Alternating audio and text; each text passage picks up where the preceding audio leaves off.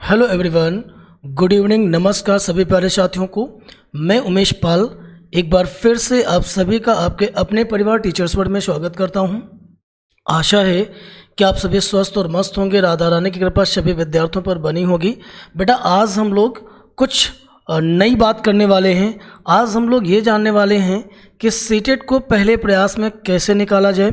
ठीक है, क्योंकि पढ़ाई तो हम लोग डेली करते हैं और आज हम लोग ये जान लेते हैं कि हमारी पढ़ाई जो हो रही है क्या वो सही रास्ते पर है, अगर नहीं है तो उसमें क्या चेंज लाने वाले हैं। देखिए, बात ये है बेटा कि आज से हमारे पास लगभग 1 महीने का समय बचा हुआ है और वो जैसे बहुत सारे स्टूडेंट्स होंगे जो घर पे यूट्यूब के माध्यम से अपनी पढ़ाई को कंटिन्यू कर रहे होंगे, है ना, और वो कहीं पर कोई क्लासेस नहीं ले पा रहे होंगे। और खासकर जो हमारे साथ विद्यार्थी जुड़े हुए हैं उन्हें कहीं और पेड कोर्स लेने की ज़रूरत भी नहीं है। ठीक है, तो समझते हैं कि कैसे पहले प्रयास में हम सीटेट को पास कर सकते हैं। और आज बिल्कुल सटीक स्ट्रैटेजी के ऊपर हम लोग एनालिसिस करने वाले हैं। ठीक है, बट एक चीज़ ना भूलिएगा, चैनल को शेयर करना और सब्सक्राइब करना बिल्कुल मत भूलिएगा। ये आपके लिए बहुत ही ज़रूरी हिस्सा है। थोड़ा सा एफर्ट अगर आप करेंगे तो चैनल को बहुत अच्छी ग्रोथ मिलेगी। ठीक है, और बहुत सारे विद्यार्थियों को जानने का, समझने का मौका मिल सकेगा, है ना, आपके छोटे भाई बहनों को। आइए शुरू करने से पहले सबसे पहले ये ज़रूरी है कि लास्ट ईयर का एग्ज़ाम किस स्तर का रहा। देखिए, किसी भी एग्ज़ाम को अगर एनालिसिस करना है कि उसका लेवल कैसा था तो हमेशा उसका रिज़ल्ट बताता है कि उसका लेवल कैसा था। ठीक है, ये मत समझिएगा कि मैं आपके अंदर कोई भय पैदा कर रहा हूँ। मैं आपके अंदर भय नहीं पैदा कर रहा हूँ, सिर्फ हम लोग एनालिसिस कर रहे हैं कि कैसे हम लोग स्ट्रेटजी को बनाएं, कैसे पढ़ें, सो हमारा फर्स्ट अटेम्प्ट में या सेकंड अटेम्प्ट जिसका भी है वो अच्छे से क्वालिफाई कर सकें। तो देखिए बेटा, रिज़ल्ट जो रहा है पेपर 1 का लगभग 16% है और पेपर 2 का रिज़ल्ट तो बहुत ही ख़राब दयनीय स्थिति में रहा, लगभग 7.5% मतलब रहा ये। ठीक है, अगर ओवरऑल पूरे रिज़ल्ट को हम एक सीटेट के कंप्लीट रिज़ल्ट को एवरेज रिज़ल्ट उसका हम देखें तो लगभग 10 से 11% ही आएगा। ठीक है, सो इससे ये पता चलता है कि लास्ट ईयर मतलब 2024 का जो ये रिज़ल्ट रहा है जनवरी का, वो बताता है कि क्वेश्चन पेपर कैसा था, उसका लेवल क्या था। ठीक है, चलिए समझते हैं। किसी भी एग्ज़ाम को अच्छे से बीट करने के लिए सबसे पहले उसके पैटर्न को जान लेना बहुत ज़रूरी है। देखिए, हम सब जानते हैं कि 150 क्वेश्चंस होते हैं और 150 नंबर का होता है। देखिए, 2.5 घंटे हमें मिले होते हैं। 2.5 घंटे अभी देख के लग रहा होगा कि बहुत सफिशिएंट है, बहुत ज़्यादा हो जाएंगे, है ना, एनफ टाइम है। एक्चुअली पेपर बहुत ही डिस्क्रिप्टिव होने लगा है, बहुत लेंदी होने लगा है। क्वेश्चन का पैटर्न बहुत बड़े बड़े ऐसे क्वेश्चंस मिलते हैं, बहुत बड़े बड़े आपको पैराग्राफ मिलते हैं, जिसके कारण कहीं ना कहीं आपका टाइम मैनेजमेंट नहीं हो पाता है और आपको ये 2.5 घंटे भी बहुत कम लगने लगते हैं। ठीक है, और ज़्यादातर लोगों का पेपर छूट ही जाया करता है, तो ऐसा नहीं है। 2.5 घंटे एनफ तो है, बट उन्हीं के लिए है जिन्होंने सर्वाधिक प्रैक्टिस करी है और बहुत अच्छे से पढ़ाई करी, उनकी स्ट्रैटेजी बिल्कुल ठीक रही है, उनके लिए है। अगर आपने जरा से भी कहीं आपसे चूक हो गई, जरा सा भी आपने कहीं ढीला डवाली आपने करी तो मुश्किल में आ जाएंगे आप और कहीं ना कहीं पेपर आपका छूट जाएगा। एक बार फिर से आप धोखे में आएंगे और रिज़ल्ट आपका विपरीत हो सकता है। इसमें कोई नेगेटिव मार्किंग नहीं होती है, पेपर आपका ऑफलाइन ही है और क्वालिफाइंग मार्क्स आपके 90 हैं। ठीक है, देखो, ये स्ट्रैटेजी हम लोग जो डिस्कस कर रहे हैं वो उनके लिए भी है जो स्कोर अपना 130 प्लस करना चाहते हैं या अप्रॉक्स यहाँ तक आना चाहते हैं। ठीक है, ये स्ट्रेटजी उनके लिए भी है जो क्वालिफाई करना चाहते हैं। बट ये सब चीज़ें इसलिए ज़रूरी भी हैं क्योंकि इस बार पेपर ऑफलाइन है, नेक्स्ट ईयर पेपर ऑफलाइन होगा कि नहीं होगा किसी को नहीं पता है, किस स्तर का होगा। आप देख रहे होंगे कि पिछले 2 वर्षों से सीटेट के एग्ज़ाम का पैटर्न बहुत स्विच कर गया है, बहुत चेंज हो गया है। तो सबसे पहले हमको उसकी स्ट्रैटेजी बना लेनी चाहिए कि किस तरह से हम पेपर को अच्छे से कर पाएंगे, कैसे अटेम्प्ट कर पाएंगे। चलिए, कुछ प्लान हमने किया है वो आपके साथ डिस्कस करेंगे। सबसे पहले ज़रूरी है कि क्या सीटेट के एग्ज़ाम की प्रिपरेशन करने के लिए क्या चीज़ें नहीं करी जानी हैं। सबसे पहला काम आप करोगे कि आपको अवॉइड करना है रोट लर्निंग को। आप रट्टा पद्धति पर काम नहीं करेंगे, आप किसी भी चीज़ को रटने की कोशिश नहीं करेंगे, क्योंकि ये एग्ज़ाम कॉन्सेप्चुअल बेस्ड होता है। आपको कंटेंट का कॉन्सेप्ट पता होना बेहद ज़रूरी है। अगर आप बुकिश हैं तो आपको समस्या होगी। ग्रामर, अगर कुछ लोग क्या करते हैं ना, जैसे कि आपका लैंग्वेज हिंदी और इंग्लिश है ना, या कोई दूसरा लैंग्वेज आपने ले रखा, संस्कृत या कुछ भी, ठीक है, तो अक्सर विद्यार्थी क्या करता है ना कि वो ग्रामर के ऊपर विशेष फोकस करना शुरू कर देता है। उसको लगता है कि ग्रामर भी तो है, सिलेबस में ग्रामर तो है, बट एग्ज़ाम पैटर्न पे ग्रामर बिल्कुल भी नहीं है। ग्रामर से मुश्किल से एक आधे क्वेश्चन आते हो, इतना सबको पता होता है जितनी वो पूछते हैं, ठीक है। यहाँ पर सबसे ज़्यादा पेडागोजी का सेक्शन होता है, तो मैं अभी डिस्कस करूँगा उसके ऊपर भी। एक चीज़ का विशेष ध्यान रखना है कि जब भी कुछ पढ़ें, बुक है या कहीं से भी कुछ भी आप पढ़ रहे हैं, तो सिलेबस को ध्यान में रख के पढ़ें। सिलेबस अगर आपको मूव करना है ना, या भटकाव की स्थिति बननी है ना, तो आप हमेशा प्रीवियस पेपर को देख लें, तो आप भटकने से बच जाएंगे, है ना। और मतलब ये है कि सिलेबस वो रास्ता है जो हमें मंजिल तक ले जाने के लिए होता है। अगर हम रास्ता ही भूल गए तो मंजिल तक कैसे पहुंचेंगे। दूसरी बात है, मैं बोल चुका हूं आपसे कि जो नया पैटर्न आया है सीटेट में, उस पर आपको विशेष फोकस करना है। नया पैटर्न क्या है, आप देख रहे होंगे कि आजकल बहुत ज़्यादा कह सकते हो कि स्टेटमेंट और असर्शन वाले बहुत ज़्यादा क्वेश्चंस आने शुरू हो गए हैं। कम से कम 4-4, 5-5 क्वेश्चन उसके देखने को मिल रहे हैं, जो बहुत ज़्यादा टाइम टेकिंग है और क्वेश्चन पढ़ने में बड़ा वक्त निकल जाता है। दूसरी बात ये है, कई बार क्वेश्चन एक बार पढ़ने से आपको समझ में नहीं आता है, ठीक है। तो ऐसी कुछ समस्याएं हैं जिनके चलते आप फेल हो रहे हैं या आपका स्कोर कम हो रहा है। जो बच्चे बार बार सीटेट में फेल हो रहे हैं, वो अभी भी वक्त है, आप इस प्लान को ठीक से समझें और उस पर काम करें। और जिनका फर्स्ट अटेम्प्ट है वो भी देखें, वो भी समझें, ताकि उनके साथ वैसी कोई स्थिति ना बने, है ना, जो लास्ट ईयर बहुत सारे विद्यार्थियों के साथ हुआ है। देखिए, लेवल 1 हो या 2, जिससे क्या है ना कि आप पेपर 1 देने जा रहे हो या 2 देने जा रहे हूँ, ये जो मैं स्ट्रैटेजी डिस्कस कर रहा हूँ वो दोनों के लिए है। सबसे पहली बात समझ लीजिए, जो विद्यार्थी पेपर 1 दे रहे हैं वो एनसीईआरटी पढ़ें, 3rd to 5th की ईवीएस, समझ रहे हैं, वो बहुत ज़रूरी सेक्शन है। क्योंकि मैं कहूँगा कि 90 to 95% पेपर आपका एनसीईआरटी बेस्ड होता है, सीबीएसई एग्ज़ाम कराता है, और सारा डेटा जितना भी है वो सारा एनसीईआरटी का ही होता है। और जो लोग आपके 6th to 8th में हैं, जूनियर लेवल की प्रिपरेशन कर रहे हैं, है ना, चाहे वो एसएसटी हो, चाहे वो साइंस और मैथ्स हो, वो 6 to 8 की सारा एनसीईआरटी पढ़ लें।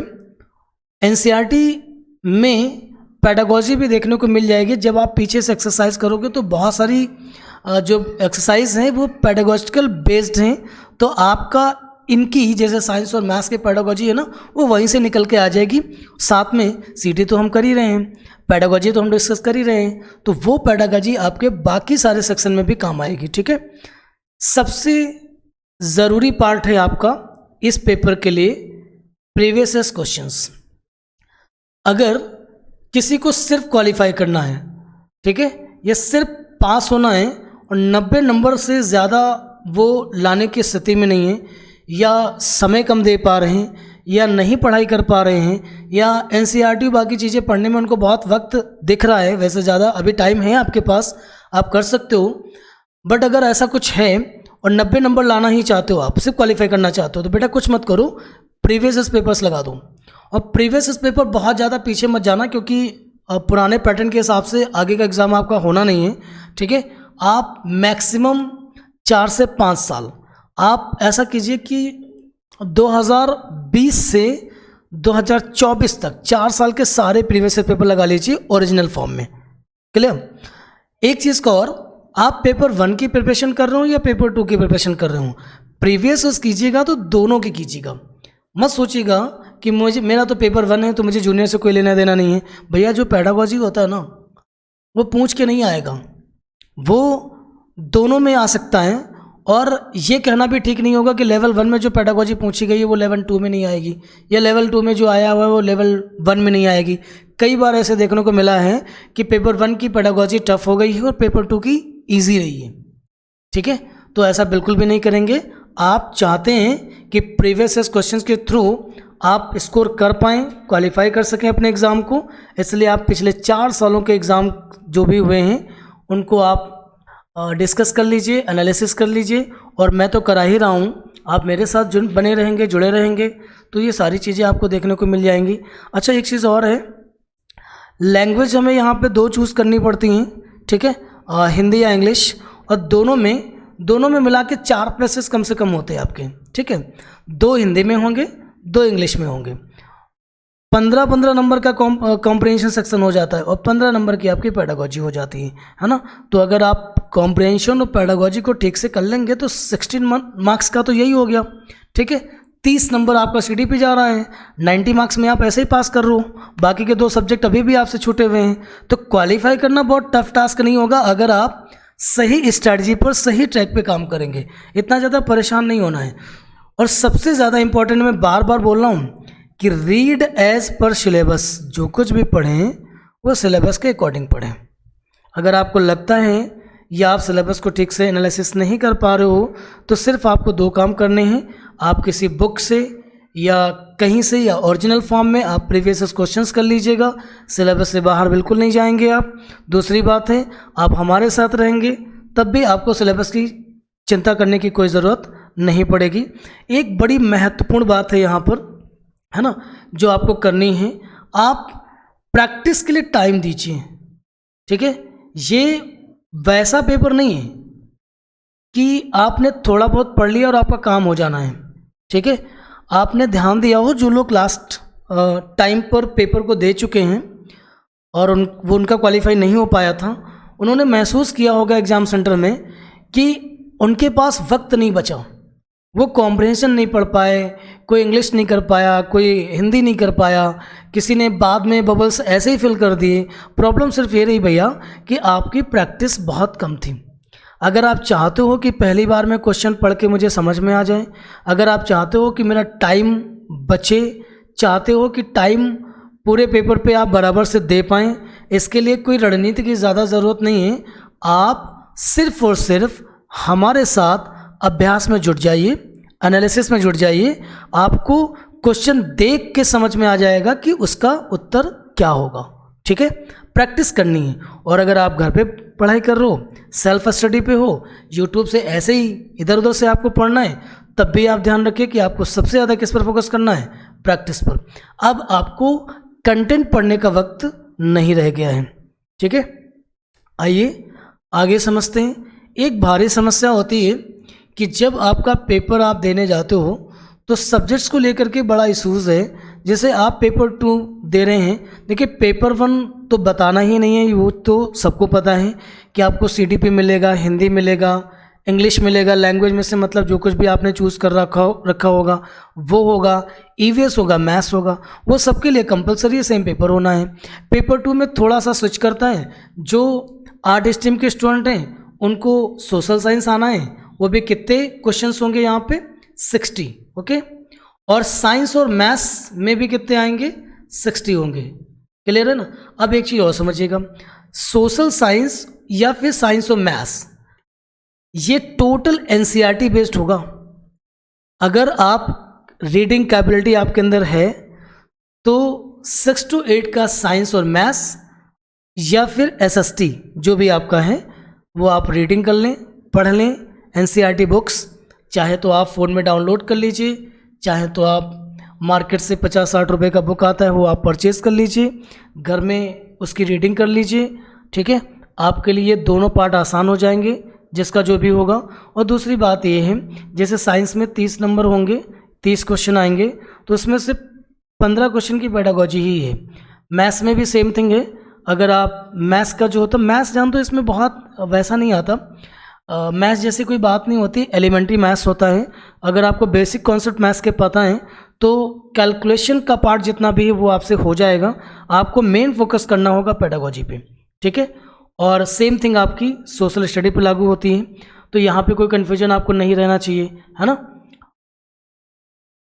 ये देखिएगा, इस तरीके से आप डाउनलोड कर लीजिएगा, ठीक है, साइंस मैथ्स और आपका ईवीएस। तो हाँ, ईवीएस को मैं बताना भूल गया था।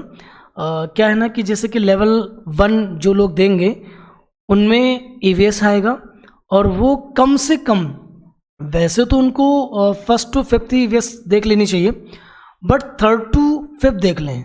कक्षा 3 से कक्षा 5 तक की अगर ईवीएस आप देख लेंगे तो आपका पेपर 1 का ईवीएस का सेक्शन बहुत मजबूत हो जाएगा। कुछ नहीं करना है, हाइलाइटर से हाईलाइट करते रहिए मेन पॉइंट्स, और उनको दिमाग में सेट कर लीजिए, और बाकी साथ में प्रैक्टिस करते रहिए, बाकी कुछ नहीं करना है आपको, ठीक है। लैंग्वेज को लेके बड़ा इशू ये होता है, देखिए मैंने हिंदी को फर्स्ट रखा हुआ है और इंग्लिश को सेकंड बना रखा है।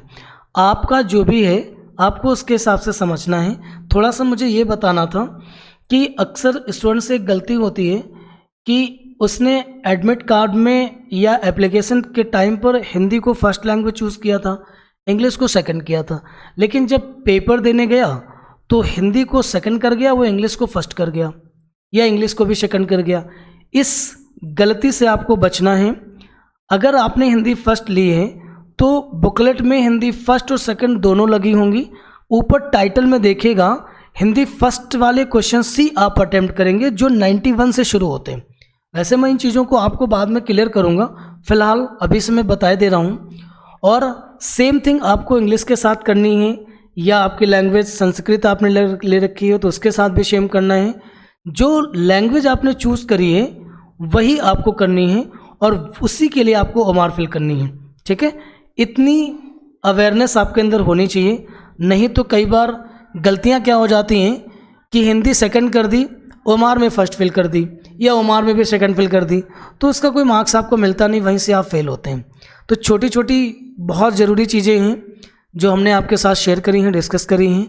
और अगर आपको कुछ भी इसमें से नहीं कर पा रहे हो आप, जो मैंने अभी बताया है ना, एनसीईआरटीज़ आप नहीं कर पा रहे हो, पैसेज नहीं कर पा रहे हो, पैसेज मैं भी कराऊंगा आपको, प्रीवियस नहीं कर पा रहे हो, ठीक है, आपके पास समय कम है, तो आप कुछ मत कीजिए, आप हमारे साथ जुड़िए, और जितनी क्लासेस मैं कर चुका हूँ या आगे करने वाला हूँ वो सब प्रॉपर तरीके से देखें, समझें, एनालिसिस करें।